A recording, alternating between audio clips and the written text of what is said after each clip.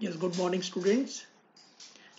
We will see the important Viva questions under the C language.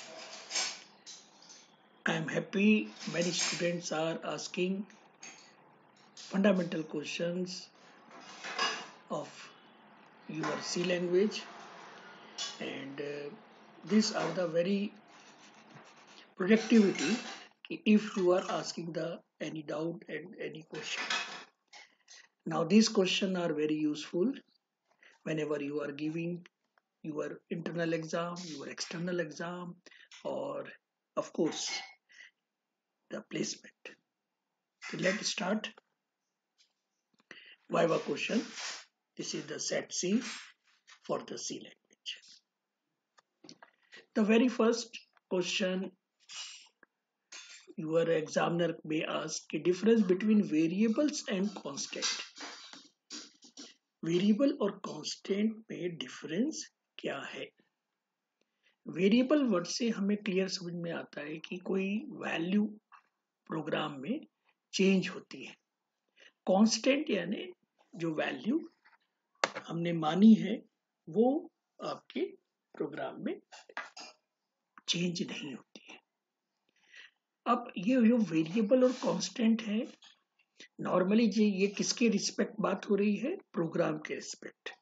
अगर हम कोई programme बना रहे हैं, let the any label as a, है ना, एक आइडेंटिफायर आपने बनाया जिसका नाम है ए. अब ए का हम वेरिएबल बोलेंगे उसको, क्या हम इसको कांस्टेंट भी बोलेंगे? तो कांस्टेंट और वेरिएबल जब होगा जब इसका वैल्यू आएगी. जैसे a इज इक्वल टू 10. अगर पूरे प्रोग्राम में मैं a को चेंज नहीं कर सकता तो ये a वेरिएबल क्या बना? कांस्टेंट हो गया. और अगर मेरे प्रोग्राम में जहां मैं चाहूं वहां मैं a का वैल्यू बदल सकता हूं, यानी a का वैल्यू 10 प्लस 10 20 कर सकता हूं, 20 प्लस 30 50 कर सकता हूं. अगर ऐसा हो सकता है तो इसको हम बोलते हैं वेरिएबल. अब जल्दी से हम इसके डिफरेंस को देखें कि it is a variable that store data types value in a program. Program में ये आपका जो भी इंटीजर लिया है, फ्लोट लिया है, जो भी टाइप लिया है, उसका वैल्यू को वो स्टोर करके रखेगा. Now it is a similar to the variable. ये सिमिलर वेरिएबल जैसे ही है, but it can not be change during the program execution. ठीक है ना. तो यहाँ पे प्रोग्राम एग्जीक्यूशन की बात आ रही है, ना कि आपकी प्रोग्राम मतलब ऑफलाइन की बात नहीं आ रही. It is a run time problem आ रहा है. तो यहाँ पे ये जो हो रहा है ड्यूरिंग द प्रोग्राम एग्जीक्यूशन, है ना. The value of a variable that store data type value in a program. ठीक है. Now the second, it is a variable that can be change after defining a variable in a program.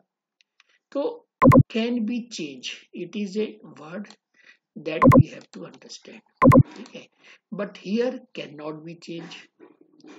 तो इसका जो variable का value होगी वो fix रहेगी, वो कभी भी चेंज नहीं होगी.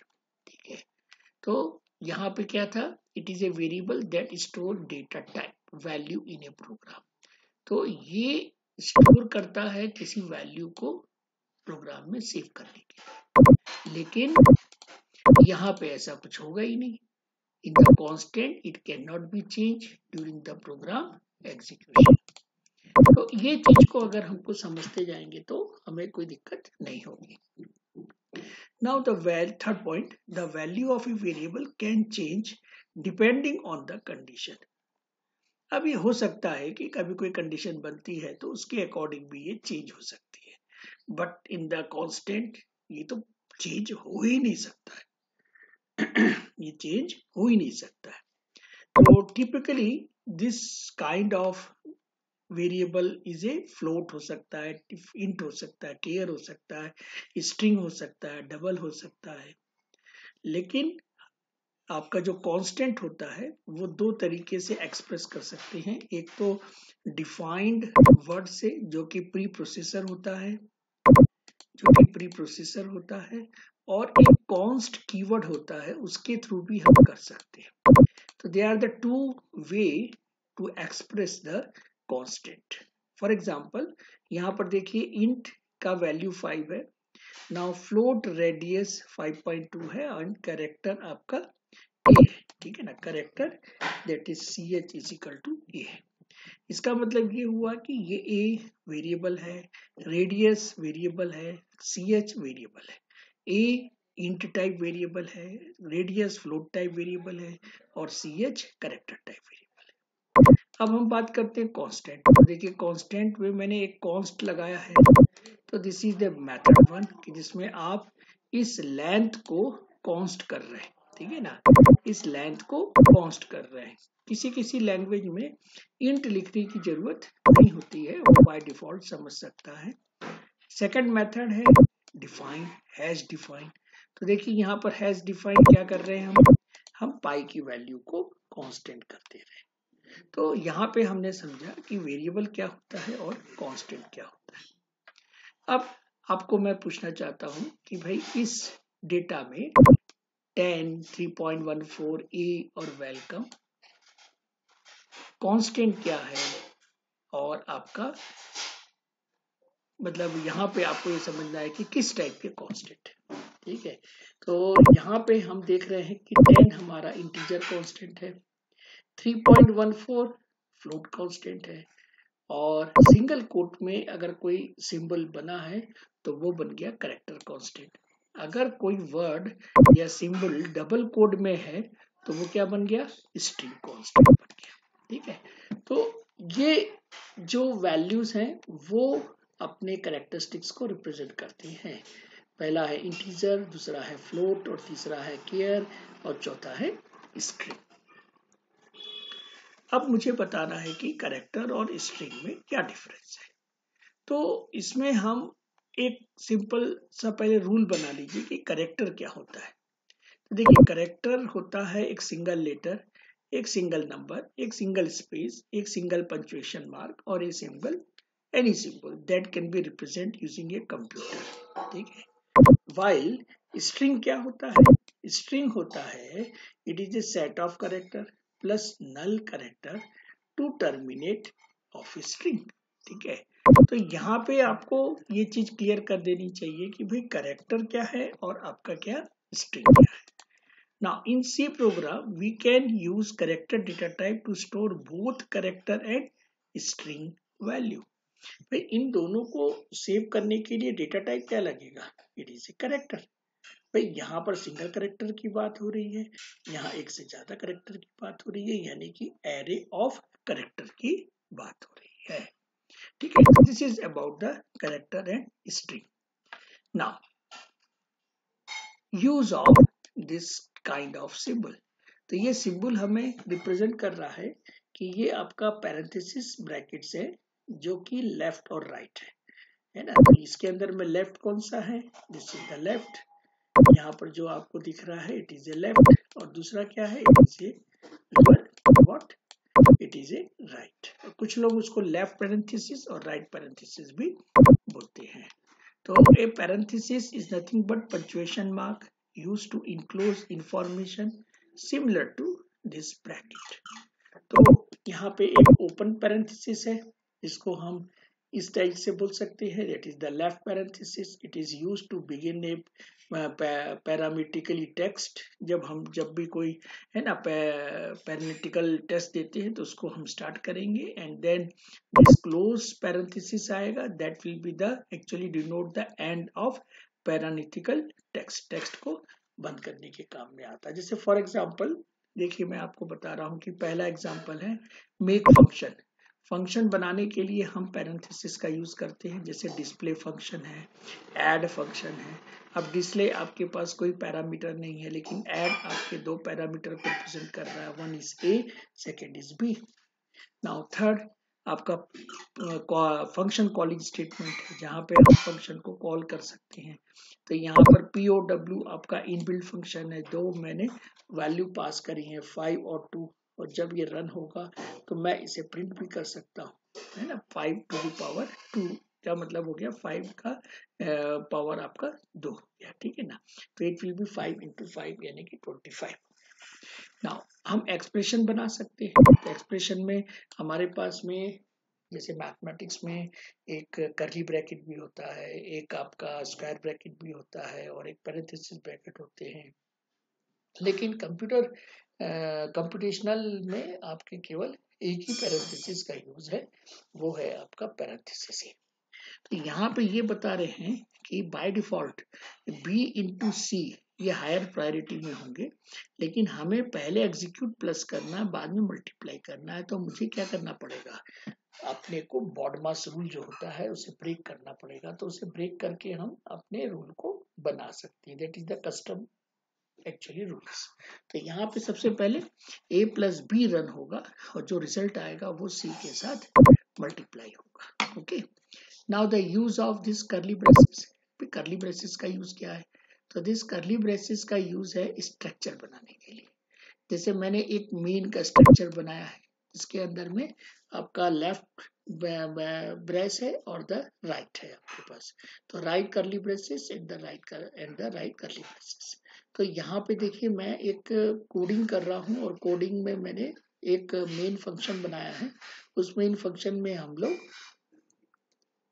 जो ट्रू वैल्यू है फंक्शन की उसे एग्जीक्यूट करना चाहते हैं। तो ये कर्ली ब्रैकेट के द्वारा ही यूज होगा, ब्लॉक बनाते हैं। अब देखिए इफ में भी हम ब्लॉक बना रहे हैं कि अगर a हमारा 10 से छोटा है तो वी हैव टू राइट 5। ठीक है, इसके अंदर दो स्टेटमेंट है तो वी हैव टू राइट 5। और यहाँ पर देखिए आपका क्या है, एरे है। तो एरे को भी हम इस तरीके से बना सकते हैं। ठीक है, स्ट्रक्चर की डेफिनेशन बनानी तो भी हमें एक कर्ली ब्रैकेट लगेगा। तो कर्ली ब्रैकेट कह सकते हैं कि it is a what, it is a making a structure, block बनाने के काम आता है। ठीक है, it is a very useful symbol in the C language. Square bracket की बात करें हम, तो स्क्वायर ब्रैकेट बेसिकली एरे को डिफाइन करता है, एरे को रिप्रेजेंट करता है।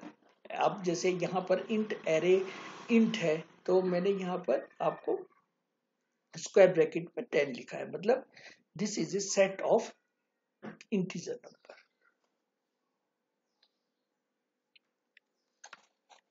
जैसे स्कैनएफ में देखिए अब मैं एरे इंट को रीड करना चाहता हूँ, तो ये मेरा क्या बना, एक्स वैल्यू बनी, यानी कि जो एक्स टर्म होगा उसे मैं रीड कर सकता हूँ।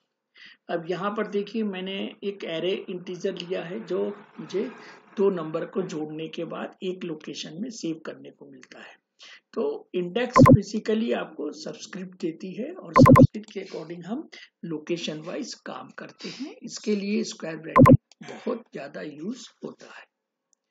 अब हम देखते हैं नेक्स्ट क्वेश्चन, जिसके अंदर में ये है कि आपका एस्केप सीक्वेंस क्या होते हैं। एस्केप सीक्वेंस एक कैरेक्टर कांस्टेंट होते हैं, जहां पर भी हमें यूज करना है तो वो स्पेसिफिक वर्क हो सकता है। जैसे कि यहाँ स्लैश टी है तो टैब क्रिएट करने के लिए है, स्लैश बी है तो back splash in the text को प्रिंट करने के लिए, स्लैश एन है तो न्यू लाइन के लिए, स्लैश आर है तो कैरीज रिटर्न के लिए, स्लैश एफ है तो formatted the text at the point है। फिर आपका इसी तरीके से सिंगल कोट है, डबल कोट है और डबल स्लैश है। देखिए कुछ कैरेक्टर तो सिंबल जो होते हैं वो रिजर्व होते हैं, ठीक है, लेकिन अब यह है कि वो रिजर्व वैल्यू हमारे लिए एक डेटा का काम कर रही है। तो उस केस में हमें क्या करना है, तो उस केस में हमको ये देखना पड़ता है कि इसे हम कैसे यूज करें। तो slash n and slash t की बात करें तो देखिए यहाँ पर slash n indicate a new line character है ना, it is a new line character and that will be actually going to print a, it will be the print on a new line after the other। and the slash t क्या है, ये horizontal tab है जो horizontal में एक column को दूसरे column से डिनोट होता है। तो it is both are the escape sequence character constant.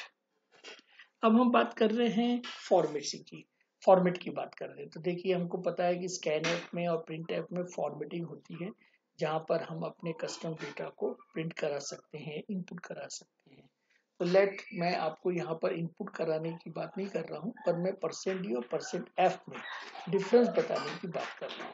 तो %d और %f क्या है, फॉर्मल स्पेसिफायर है। तो %d use for the integer है ना, जिसके अंदर में नेगेटिव वैल्यू भी आएगी और पॉजिटिव वैल्यू भी आएगी।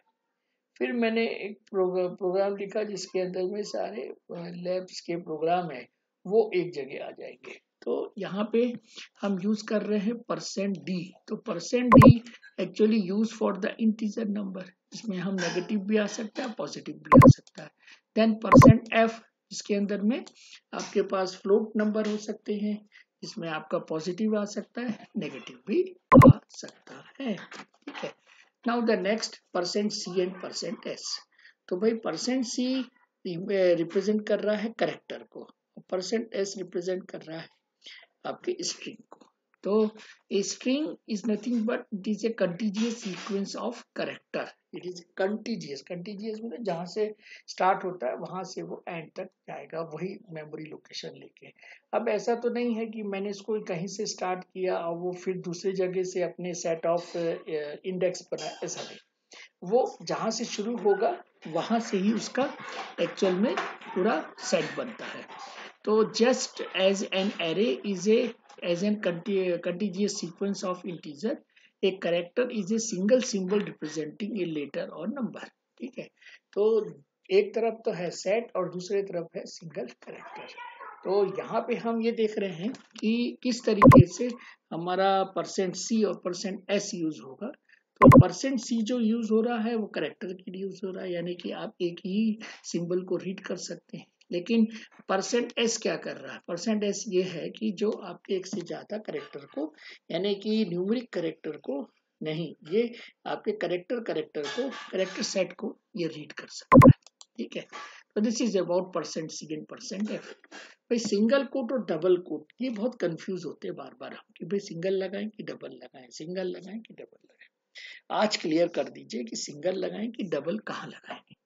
तो ये दोनों चीजें आपकी C और C++ में आती हैं। अगर हम इसको सिंगल कोट में लगाते हैं, तो सिंगल कोट में जो हम लगा रहे हैं तो यहाँ पर ये एक स्ट्रिंग बन जा रहा है। ठीक है ना, अगर इसी को मैं इस तरीके से लिख देता तो ये कैरेक्टर बन जाता। ठीक है ना, तो स्ट्रिंग बनने में क्या दिक्कत है? स्ट्रिंग में क्या है कि एक्चुअल में दो सिंबल होते हैं, एक तो वैल्यू और दूसरी नल वैल्यू होती है। लेकिन हमारे पास में कैरेक्टर में ऐसा नहीं होता है, यहाँ पे हमको एक सिंगल कैरेक्टर को यूज किया जाता है। ओके, तो let this is about the single quote and double quote. तो अब हम नेक्स्ट क्वेश्चन देखते हैं। नेक्स्ट क्वेश्चन हमारे सामने है कि फिर difference between semicolon and colon. देखिए सेमीकोलन का यूज हम लोग तो बहुत करते आए हैं, क्योंकि हमें पता है कि every C statement is completed by the semicolon. अगर सेमीकोलन नहीं लगाएंगे तो वो समझ ही नहीं पाएंगे कि क्या करना है उनको। ठीक है, तो यहाँ पे मैं आपको बताना चाह रहा हूँ कि semicolon actually tells the current statement has been terminated. है ना, जो भी हम एक स्टेटमेंट में काम कर रहे थे, अगर हमने सेमीकोलन लगा दिया तो वो वहां पे टर्मिनेट हो जाएगी। और ये भी ये शो करेगा कि भाई यहाँ से दूसरा स्टेटमेंट स्टार्ट होता है। और कोलोन का यूज कहाँ करेंगे? कोलोन का यूज हम प्रॉपरली लेबल को डिस्प्ले करने के लिए होता है। जैसे गो टू में हम यूज करते हैं, तो मैंने किया गो टू नेक्स्ट, तो नेक्स्ट क्या है? मेरा लेबल है। फिर मैं उसे लेबल को कोलोन लगा के उसके ट्रू स्टेटमेंट को लिखूंगा। इसी तरीके से केस स्टेटमेंट में, यानी कि स्विच पे जब हम काम करते हैं तो हमें केस के साथ भी हमें कोलोन को यूज करना पड़ता है। तो this is about the difference between semicolon and colon. Now symbol used for the and or not operator। तो भाई and operator के लिए क्या यूज करोगे? डबल and, है ना। इस तरीके से जो सिंबल बनता है उसे बोलते हैं and साइन या एपरसेंट साइन। तो यहाँ पे आपको दो दिख रहे हैं and के लिए, it is a logical and, it is a logical और। तो ये वर्टिकल बार होता है और ये बार आपको किसके ऊपर मिलेगा? इंटर की के ऊपर। तो जब आप देखेंगे इंटर की में आपके पास दो सिंबल होते हैं तो आप इसको यूज कर सकते हैं। ठीक है, तो this is about the your key symbol used for such important type of the operator. Now /n और /t में n और t का पूरा नाम क्या है और इसे यूज कैसे करेंगे? तो यहाँ देखिए मैं आपको समझाने की कोशिश कर रहा हूँ कि जो /n होता है वो न्यू लाइन देता है, जैसे कि सबको पता है, और /t क्या है कि /t आपके कॉलम को या फिर आपके हॉरिजॉन्टल टैब को क्रिएट करता है। देखिए ध्यान से, अब मैंने एक कोड लिखा है printf वेलकम /n वेलकम। अब इसका आउटपुट क्या आएगा? इसका आउटपुट ऐसा नहीं आएगा कि वेलकम /n वेलकम, इसका /n यहाँ पर इंटरप्रिटेशन हो जाएगा। तो /n का मतलब है न्यू लाइन, तो पहले जो वेलकम आ रहा था उसके नीचे भी वेलकम आ रहा है और ये सेमीकोलन नीचे आ रहा है, ठीक है ना। तो अब हम देखते हैं कि /t क्या होता है। /t क्या होता है, देखिए /t हमने यूज किया यहाँ पे, तो यहाँ पर आउटपुट में हमें t तो दिख ही नहीं रहा है, t की जगह क्या दिख रहा है, ये स्पेस दिख रहे हैं भाई। तो ये हॉरिजॉन्टल स्पेस कहलाते हैं, और ये हॉरिजॉन्टल स्पेस कितने कैरेक्टर के होंगे, 8 कैरेक्टर के होते हैं। तो इसको ध्यान से समझ लीजिए कि /n जो है वो न्यू लाइन क्रिएट करता है, और जो /t है वो टैब क्रिएट करता है, हॉरिजॉन्टल टैब, यानी दो वर्ड के बीच में गैप को क्रिएट करता है, ठीक है। तो this is about the your difference between the /n /t। अब देखिए लास्ट क्वेश्चन है नल करेक्टर। तो नल करेक्टर एक्चुअली होता है क्या है, नल करेक्टर होता है आपका बीट्स, है ना, it is actually nothing but the your bit set to 0। तो ये नल करेक्टर आपका 0 होता है, और नल करेक्टर को हम यूज कैसे करते हैं, दैट इज द /0 से करते हैं नल करेक्टर। तो ये आल्सो हमें बताता है कि स्ट्रिंग का टर्मिनेशन हो गया है कि नहीं हो गया है। अगर हो गया है तो वो वहीं तक ही फिनिश कर देगा, अगर बड़ी करना चाहोगे तो बड़ी हो पाएगी। तो यहाँ पे हम ये समझने की कोशिश कर रहे हैं कि नल करेक्टर क्या कर सकता है। तो नल करेक्टर जो है it will be the represent what, your end of string of the character, ठीक है। तो इस तरीके से ही आप धीरे धीरे पढ़ेंगे समझेंगे तो आपको बहुत सारी इंपॉर्टेंट बात समझ में आएगी, और एक बार आप अच्छे से किसी एक चीज को भी समझने लगे तो निश्चित ही मैं बताऊं आप एक से ज्यादा चीज पढ़ोगे, ठीक है। तो thank you to all and good wishes for your exam.